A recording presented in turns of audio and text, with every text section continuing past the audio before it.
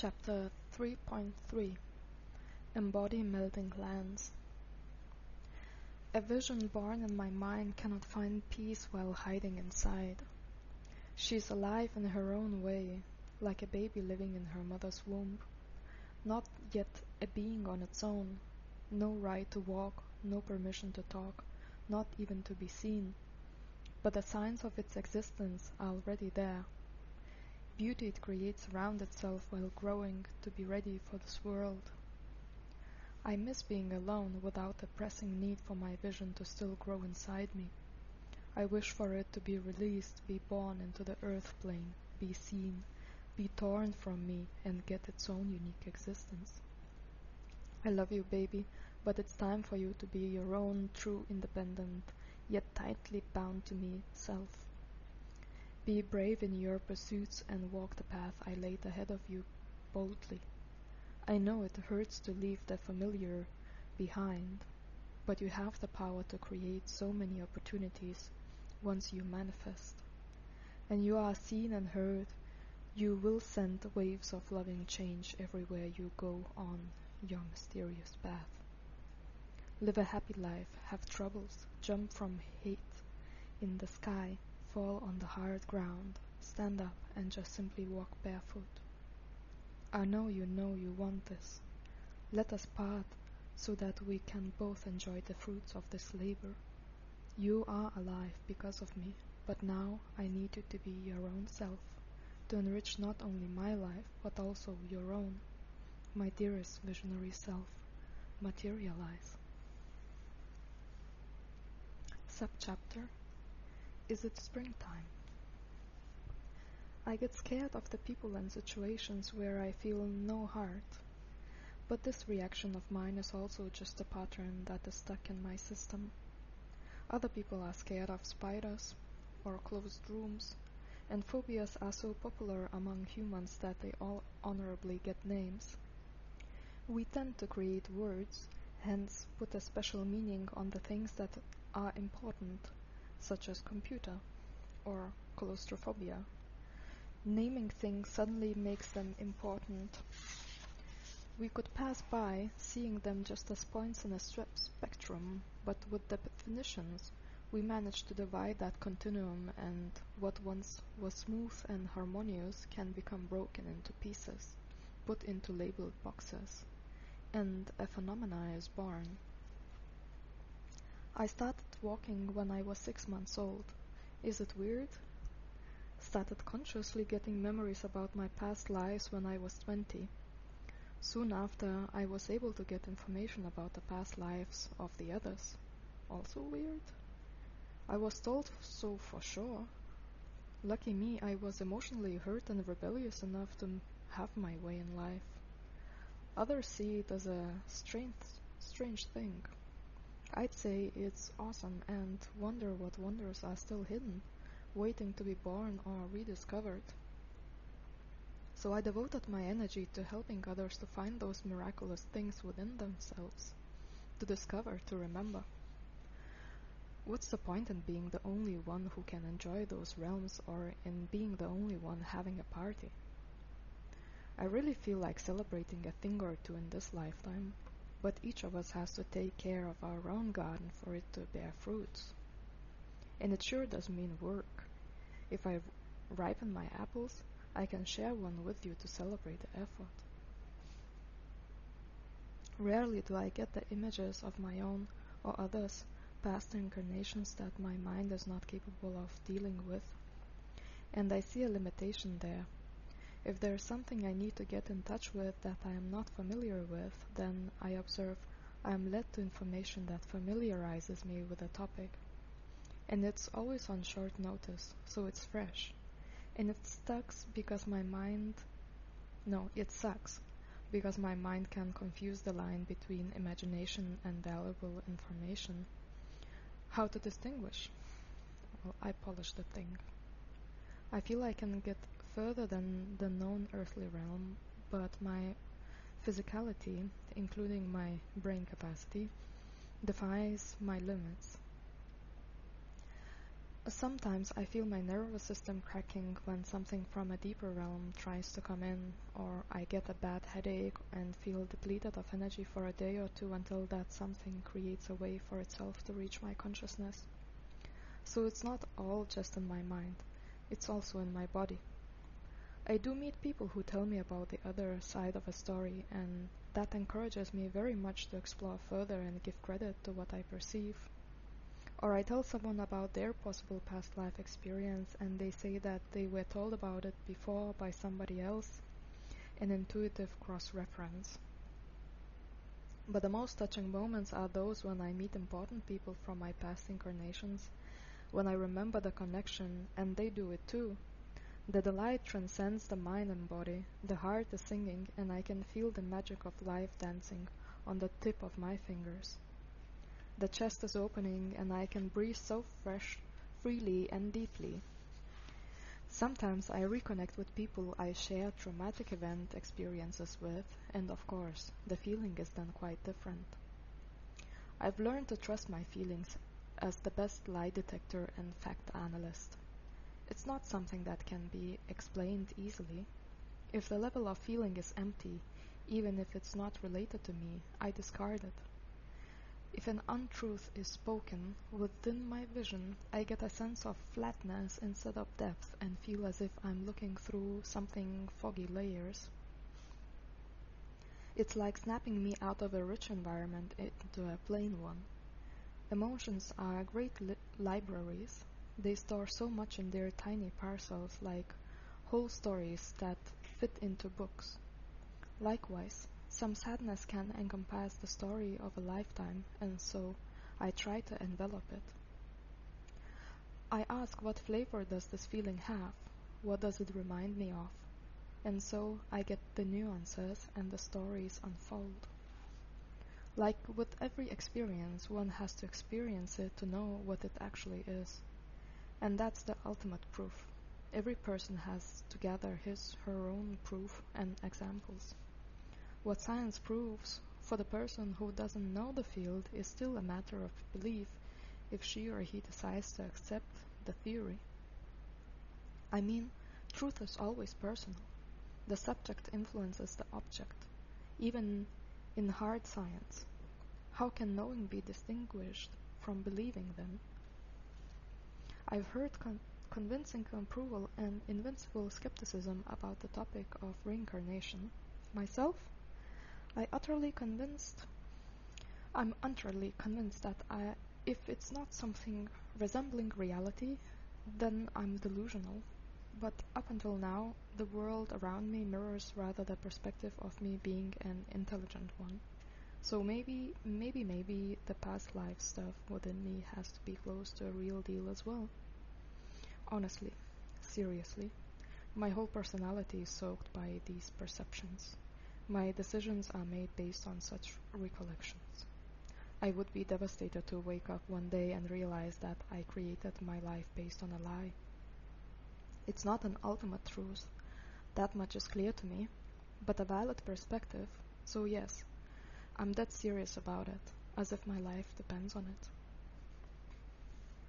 This is my zero level, my surface where I breathe in deeply after my head breaks out of the water. This is not the shore of a lake. This is not the bottom. This is air. And the air is what I didn't have to breathe in again and again, but had to hold on to the last breath I took when I dived deep. And it dissipated within me, got used up on my way towards the hard place. I missed the feeling of breathing freely so much on this journey towards the dark. The pressure of the water column was pushing me down, away from the surface and the precious environment where I used to feel more like myself, beginning to thrive. Working with the clients became a gift I no longer possessed in my life. No more insight beyond my own personal perspective to offer. No more energy to support anybody, barely even myself. But my way was steady, it was clear. First down, and then up again. 1 year down, 1 year up. I hoped for the magical way out to appear in front of me. but the lessons I've got were related to the resilience I haven't yet discovered within myself. Now I'm there, and I feel like my soul is sore. The transformation I went through, I can't compare yet between the seeds and the fruits. One thing I can say though, what happens next is the beginning of my new life, my new self, just within the same flesh. And maybe I will no longer be an apple tree which has grown from the seed and now is bearing fruit, but something only my inner intuitive creator can come up with. Subchapter: Purposeless. Who would have said that I will be the joy of somebody's life experiences? I didn't grow up with this belief at all. For the majority of my waking life, I felt deep inside like a burdensome addition to others' fully equipped family life. Only when I started realizing more about myself could I start developing a new belief, that of self-value and worth. As we are so often told, what we believe is what we get. My experience fell under the ruling pretty perfectly. I don't have a clear sentence in my mind that would best describe this, but I will express myself anyway. Dear reader, if you believe that you are worthless, then indeed you are worth nothing. In whose eyes? In your eyes. And that is as true as it gets. Your worthlessness is a fact written in stone, and that's the end of the bargaining your mind is trying to get the better price on. If you are worthless, you get nothing. That's it, nothing. No weeping or begging will bring you even the crumbs. Everybody can see your worthlessness and will pity you for that, but will not feel compelled to support you. That's the universal logic of no worth. Now we reverse the situation and let's say assume that you are beautiful just as you are. What will happen then? Somebody comes across you and says how ugly you are as a person, how filled with anger they are for your disgraceful behavior the other day. Your subconscious then says something along the lines of, wait a moment, I was fully aware of my actions the day that he talked about and made an extra effort not to offend him in any way, just to set my boundaries, so I understand that he is angry with me, but I don't buy into any word that he claims defines me. Here you go. 2 examples of how your subconscious mind operates in our world. We believe what we get, and we get what we believed such a long time ago. A time lapse happens if we do not upgrade our operating system. Then our hardware is producing some old-fashioned pieces of furniture when we give a command for the production of an original local artist's work. My mind is like a time machine gone wild, jumping from one timeline randomly to the next, not knowing where its destination shall be. The journey is the goal, right? Well, not this time. We can do a bit better than wandering like a wild pigs without a compass in the stars. If we meet someone of our species, we mate. If we meet a human, we get shot. Simple program of operation. Fear and survival. Run and get fucked. A splendid lifetime on Earth. Everybody is so happy.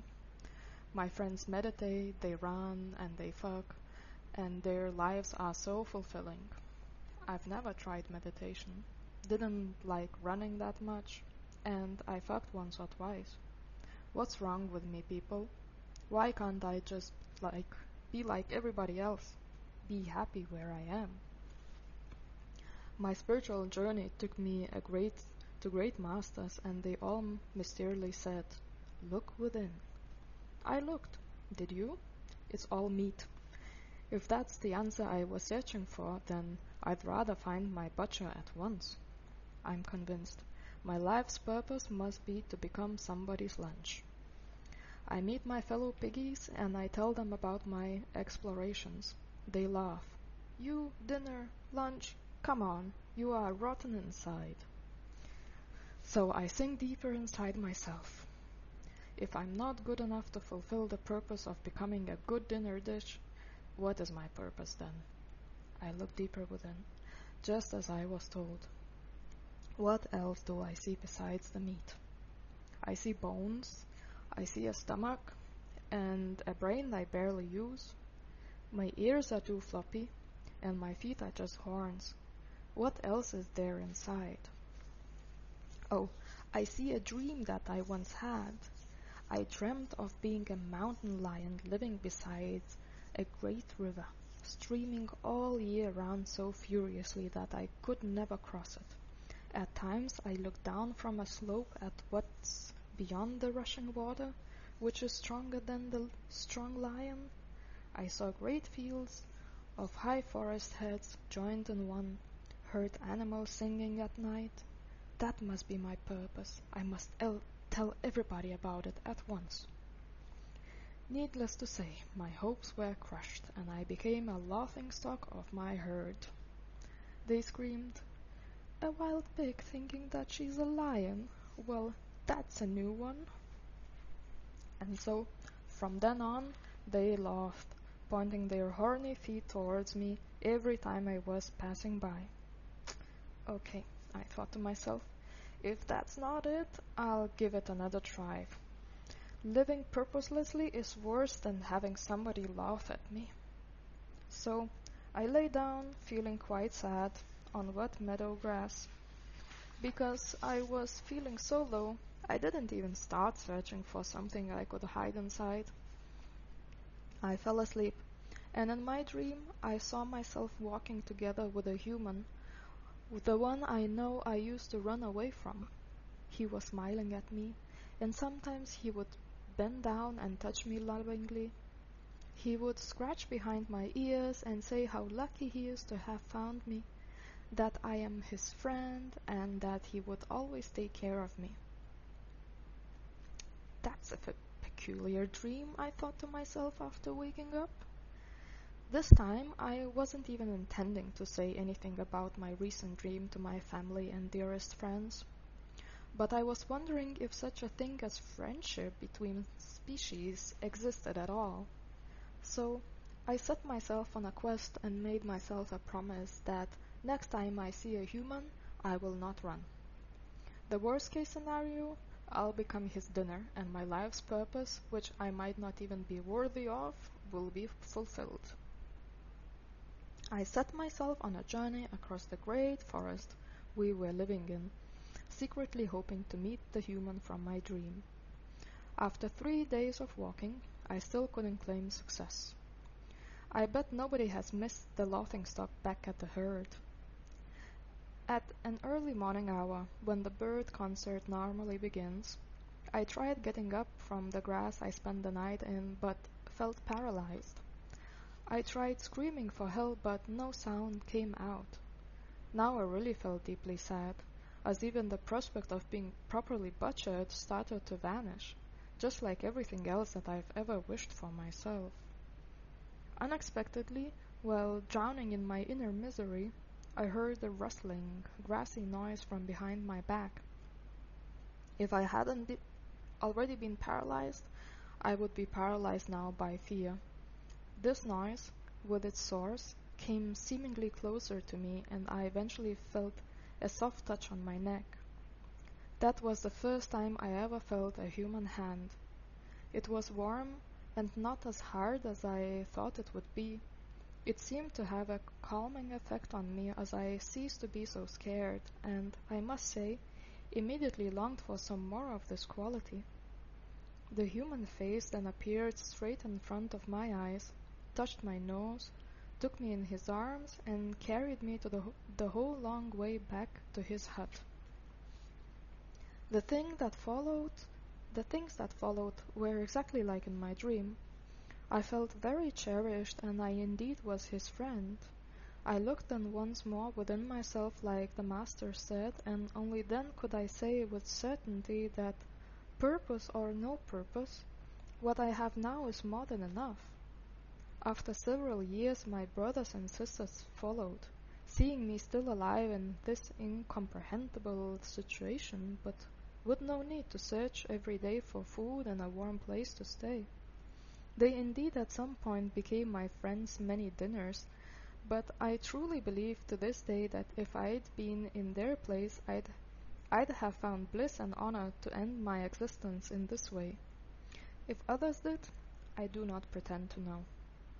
And that is it, the story of a wild pig seeking to find her life's purpose through a spiritual awakening journey.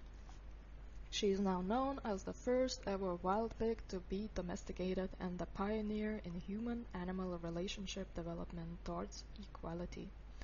A story of a wild pig whose life mission was not to become somebody's dinner, but to become somebody's friend. Subchapter: World of Words. It hurts my mind to listen to others talk in a rambling way. How not deliberately chosen words can be. Not music, but noise to the ears. How unprofound human-made sound can appear, and how well equipped we, as a species, are to have it the other way around. Yet, things stay the same for so long time. Those who know nothing of the light within the words spread darkness around themselves, and those who are candlelights need to become devastating fires and spread around themselves so as not to be overwhelmed by darkness. How I wish to be just a candlelight at times, burning among others silently, peacefully waiting for the cosmic mother to blow her soft breeze and so make us dance, swing lightly, so as not to disappear in her life-giving breath. What are you, mother, who called me into life? I long for your embrace as a body on this deathbed longs to be disentangled by the nature that gave him form, to become one again, shapeless, reabsorbed. Don't we all long for such obstacles to melt in embrace? My hands are shaking without a future foundation laid in my mind. I can see with my mind's eye not only what truly is, and that is my richness, my wondrous place.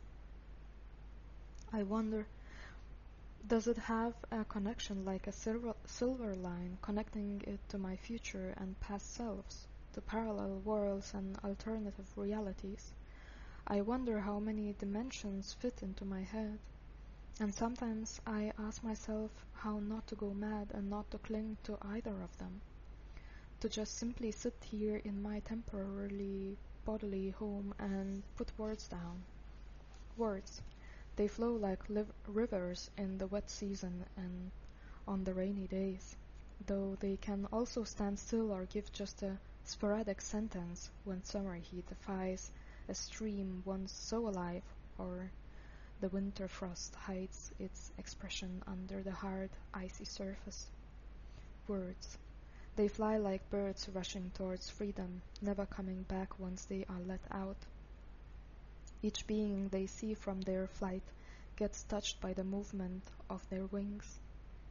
And when they land on a tree branches to rest, they tell the whole forest who sent them out to explore the meadows and sceneries from the height and spread the message they are carrying. Words. They long for freedom, freedom that only the sound of a pencil brushing on paper can give. Their nature swings. She dances in the wind and flops like bird feathers when they're landing. Trees become books we read. They tell those secret stories, some of which are never meant to reach anybody's ears. But the birds, they fly, they flap their wings. A word cannot exist without a listening ear, and so they fly, so they tell, and our untold stories become heard. How could they not, the forest trees, forget the visitations? And so they give their bodies branches to preserve the precious gifts their guests so kindly bring. For our eyes, for our ears, they make the sacrifice. Sometimes there are just so many words coming out of my mind, I simply need to get them out through writing or a speech. To myself or to others who listen. Forrest listens too sometimes. He's a gifted listener. My true gift, I believe, is speaking the images sowed into feelings coming from the depths, based upon my soul's imprints. I do not seek to be believed in what I say or do. It is but a wondrous feeling to be listened to, just like the forest does. The word outspoken is meaningful. It is then no longer random thought wandering around and miraculously finding its way to escape the mind. If I speak, it means that the words went through a fast quality check and were permitted entrance. When I channel, I believe I've already learned it to some extent. I trust in my heart that the loving stream flowing through me is in charge of the best possible outcome. And I want more of it. I wish to be a pure and most open vessel for the Spirit to come and rush through me. This current charging through me when I give myself up to Spirit creates the closest feeling to the blissful life that I have ever felt. No matter if this flow is there when I am speaking to the audience or having sex with my lover, the feeling of being a part of a cosmic stream rushing through me is blissful. Is it possible to feel it all the time? I'm not sure, but even only occasionally it would suffice me, tapping into it when I choose or when I'm called. Who are we to judge the storyteller when nature has already decided and contributed with their gifts? One may see it as a pity plea for kindness and acceptance. But the fact is that this book could have been unread, could have never gotten a form if not for a plenitude of cohesive circumstances, including a tree you are holding in the form of these many stories. This might be a key to unlock the doors of the consciousness that are yet closed but willing to be seen and opened. Do you see the door? There's nothing wrong with exploring it. You don't even need to go through it. Just look at what's inside. Take a peek. I assure you it will not bite. No matter what comes from this experience, it will be yours and yours alone. So unique, like a morning's light ray on the water of a lake. The color is on the morning break the same. The color is on no morning break the same. Excuse me. This can be your moment to catch that breath of fresh air, a glimpse of untouched surroundings. Subchapter: Cracks the ice. Driven by my mental capacity to construct environments, outcomes, and wish fulfillment, I no longer strive to embrace them all at once. I had the pleasure of seeing one or two manifest in front of my eyes, not exactly as envisioned, altered but still mine. Come over to my side, dear vision. I'll paint your blurry silhouette with precision, give you not one but several outfits. You gave me a task and created joy. I am already enriched, for you have come into my life when the well was becoming dry. Your moist, nurturing entrance made all the change in the world. Dry, decent skies were suddenly bearably warm, and I spotted creatures like lizards living around. I felt abandoned by the dreams I myself had created at that time. My own envisioned subjects abruptly showed a mind of their own. Only if I had been mentally prepared for it. My daily life could have been less tense, or not. I could have mourned their loss just the same. But now they are not fully gone, but visiting places and will return with their treasures, alas. Not gone but missing, not inside or in front of me. Could I not change my perspective to theirs? Just for one time, have a break and leave the center of the universe that I am so experienced the same through their erratic eyes. Wouldn't that be possible? I wished as a child to be able to jump into somebody's mind and see how it feels, how they see, to maintain an abstract vision of the things surrounding me, meaningfully beautiful, a wish to walk the circle around, change viewpoints, and maybe one day arrive at the starting point. How profound this idea, our journey leading us further and further away from the starting point, yet bringing us back to where we came from, without knowing what we are approaching, the beginning again. And so we go, so we write our stories. For the rounded circle, or even part of it, is a completely new universe, whilst the dot is a singularity lost in space and time, not having a perimeter to contain volume and encompass. And it is sad to live in the singularity. If I stand at one point still, immovable, I still like to circumscribe. A couple of months ago, I thought that this long stretch, this phase that felt so prolonged, was going to continue for 10 years of my life?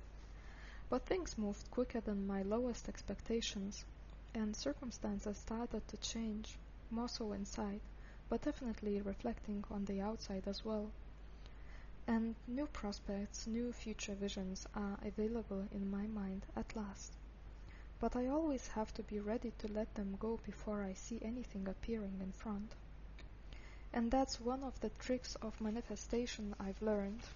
My knowledge now says that in order to manifest something into my life, I need to go through 4 specific phases. Many of my wishes are in the middle of this process at the moment, but I have some that made the full round and are now valid proofs. First, I need to have a wish that is coming from the depths from my heart, that is very genuine and long-lasting, that is just there until it's fulfilled, even if it's not causing any pain, but just patiently existing somewhere within me. The manifestation is not yet taking place.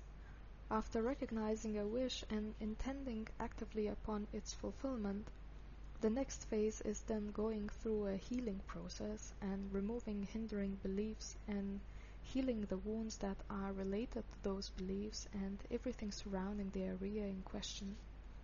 In the short, cleaning the path for the future outcome from the inside first. When that is done, some actions can be taken outwardly towards a set direction. Very practical, goal-oriented preparation work. Do whatever is necessary to let go of the past and prepare for the new future in order to help the universe by contributing with my manifestation actions. It would differ depending on the circumstances, but the simplest example would be, if I want to get a job in some other city, well, I guess I have to apply for it or at least talk to people about it. So this is the outward activity, and then the rest is not up to me. I can't control whether I'm going to be accepted or how the others will react. Visualization work is an important tool for this, with clear details of the possible outcomes and the ways it can come into my life. It is important to be open to many variations. After that phase is done, the last one is letting everything go, forgetting about the healing path, stopping the actions, and finding peace within when the wish fulfillment is just not there. I must accept that it is not in my hands anymore. At best, forgetting altogether about it and just living life as it is in that moment in time. This phase requires trust and faith. It requires knowing that life brings the things that I am meant to have. It requires trusting that the best possible outcome is on its way and that it will come if it contributes to my life's mission at the exact right time for everyone who will be affected by this change. It is basically out of my control, so I have to step aside and enable the gateway to always be open instead of standing in the middle and hindering something from approaching my base. I always find this phase to be very dramatic and very challenging at my core. I can grow attached to my wishes and visions so immensely, especially while actively working on them and manifesting them inside and outside of myself. A single wish or vision is so precious to me, and it gets exponentially more worthwhile when working on it. The necessity of letting it go, of detaching myself from this energy, is hurtful, as if I'm letting go of a part of me that is already alive. Without faith, it's impossible. What happens, happens. I have no influence on it anymore. I've done what I could. I went through all the healing and other necessary stages towards my manifestation, and now I feel all the constructive and inspired actions are done from my side. More effort and energetic investment would hinder the energy that wants to come and gently caress me with the resonance of my heart. If I'm constantly sending energy outwards in that sense, the outflow would collide with an inflow. I have to be receptive in that stage and open in order to receive, in order to allow what I wished for to approach me, to come closer, and to make itself at home within my life. Without the belief in divine orchestration and divine guidance, I truly don't know where I would be in my life. It's such a huge anchor for my inner sanity and emotional stability, as far as I can maintain it. Faith in the universe, in God, in the higher forces that guide us on our way is essential for me, and I think I would feel so lost without it. Sometimes we hit rocks and it gets tough. Sometimes our vehicles clash and collide, getting damaged. Then maybe we need to walk barefoot for a while, and it's scary, the unknownness in front of us, especially without that secure shell that we tend to construct around us. Faith is like that warm place that extends itself from within and, in some miraculous way, manages to surround me and allow my body to relax into it. And then walking barefoot is suddenly not as dreadful anymore. It's just another way of moving forth, with different qualities. So just accept the way it is and the moment and continue going.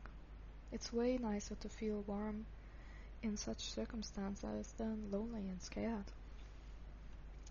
So how can I situate myself in such a position that allows me to let go easily, to detach myself from my own inner creations that seemingly have an existence of their own after I invest them with energy? And that's the big question. A friend of mine assured me once that it is my biggest strength, not my weakness. It might be something to work on to improve, but the capability to create those inner worlds and those possibilities in my life is a gift, not a curse, even if each time it hurts a bit after the attachment has already rooted within me. Being able to envision it, even if it doesn't come to fruition, is not a loss. It's my inner enrichment that for a while had a life of its own. It is all good if I can let it go. Of course, I do feel sad if that something doesn't come into the material world, into manifestation after years of carrying that wish within me, because I feel like I live in a dream world, not like an adult should. If it comes to manifestation, I'm a genius. If it doesn't, I'm doomed. But that's just how my brain works. It reflects my inner struggles, the conditioning, the belief that I'm only then a worthy being, deserving of love, if I can prove it somehow materially. This one is truly a weakness.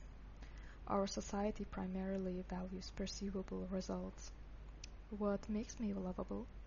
What makes me worth something?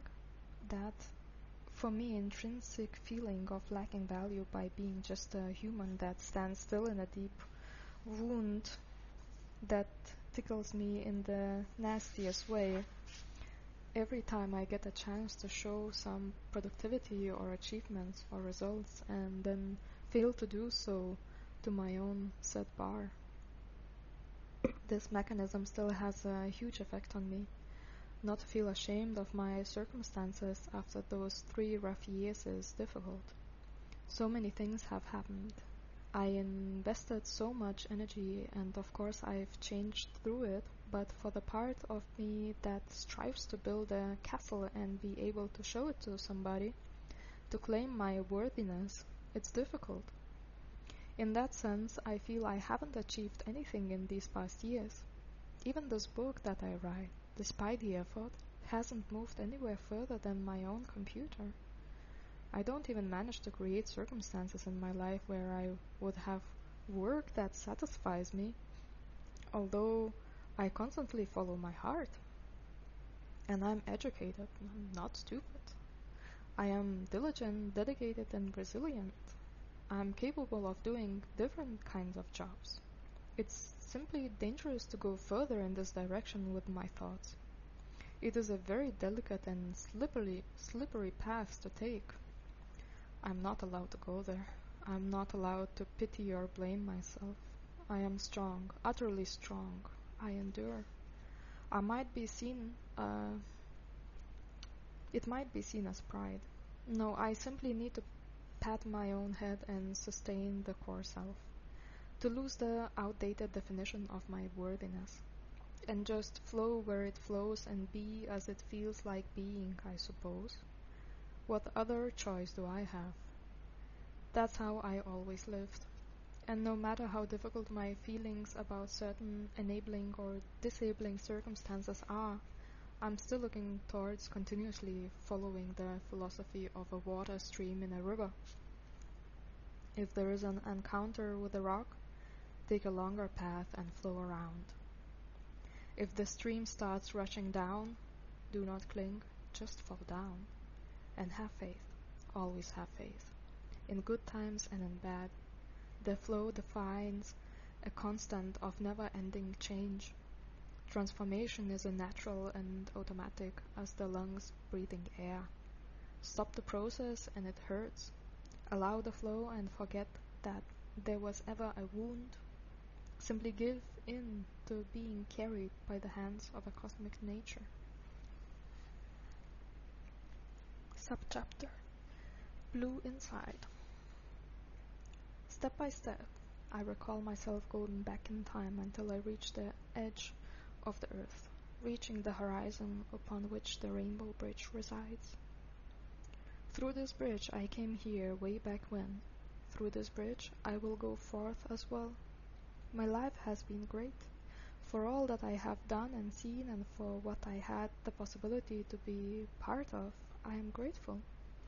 If my life were to end now, I could go forth having no regrets, no worries about the outcomes of my past endeavors, about the reflections of my conduct. I feel I have lived for the majority of my life from my heart, and although emotions were not always in alignment, my integral core values were preserved. I don't have a feeling like I harmed many people in my time here on earth. As a child, I lacked insight into others' perspectives, but I was taught through the mirroring of my actions to myself. Of course, people felt hurt by me or my decisions, but the intention is what really counts. I don't remember having bad intentions, at least in my adult life. I'm sad to think that I have acted uncontrollably out of anger or hate. I know these feelings within me, and these are storms of emotions. I do see it as an excuse for the words that were outspoken, but words, to some degree, are harmless if I don't shout at a child or if I don't burn a house because I am enraged. Then it is but an emotional expression of being overwhelmed, and even if others feel unwell in the presence of such expression, it is not permanently damaging the relationship. It's an unpleasantness that can be healed with a good night's sleep and kind words expressing regret. If I need to go forth and leave my body behind in the near future, I might think of the wishes that I still hope to embody. But I let go of so many things already. If such a time comes, I think I would be able to let go of those sleeping dragons as well. I came here to Earth to support the planet in whichever way possible. I realize now that my calling is not somehow specified within one area or workplace. Whatever I do that helps our planet enriches me, and exactly that corresponds to my calling and my life's mission. If it means that I will be working on some new technology project, so be it. I have the capacity to participate in such undertakings. My knowledge can be used for such manifestations.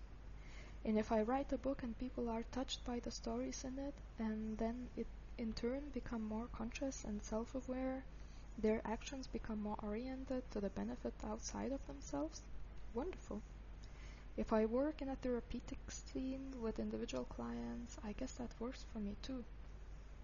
So it doesn't matter if it's art or science, personal one-on-one work, or healing sessions on forest walks. I feel at last I can find fulfillment in different areas, and what my being truly encompasses might not be defined just by one. Maybe I don't have to combine them at all, but I can split my endeavors and use one skill more than the other, depending on the time, quality, and circumstances concerning personal matters. And that feels like enormous flexibility and multifacetedness to my mind. Part of me rests, another is more active then. It becomes a problem only if I forget the bigger picture and the influence of time. Time is of a friendly nature. I repeat this thought to myself at times. Time is of a friendly nature. It takes patience to befriend a time.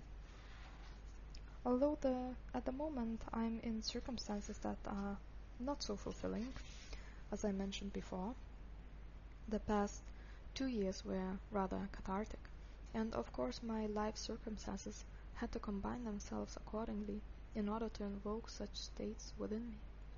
An unfulfilling work setting is fitting for this kind of task. I work with physically disabled people and my head is in the right place during my work hours. But we are talking here about a soul feeling of purpose and fulfillment that cannot be described by just doing good work, even if it's helping others. The quality that is partly a source of my inner platitude. It's something specific, something that resonates deeply with my calling and the blueprint I came down to earth with. So even though my work is of service to others, it doesn't pull that string that is attached to the blueprint of mine. The resonance is elsewhere. That's how I can explain it, for the sake of not pitying myself. Circumstances arrange themselves to fit life's lessons, and it is only up to us how fast we learn and how long we are bound. Some periods are over within us without us having learned much. But such lessons repeat, and what seems to be lost for good appears at our doorsteps like a boomerang thrown away with a force, wishing to get rid of unpleasant tasks. It takes courage to accept what's truly ours and then deal with the consequences, although at times the lesson lies in releasing, and not chasing after what does not belong. We tend to grow attached to both sides. What life is trying to show us is that all, good and bad, simply passes by.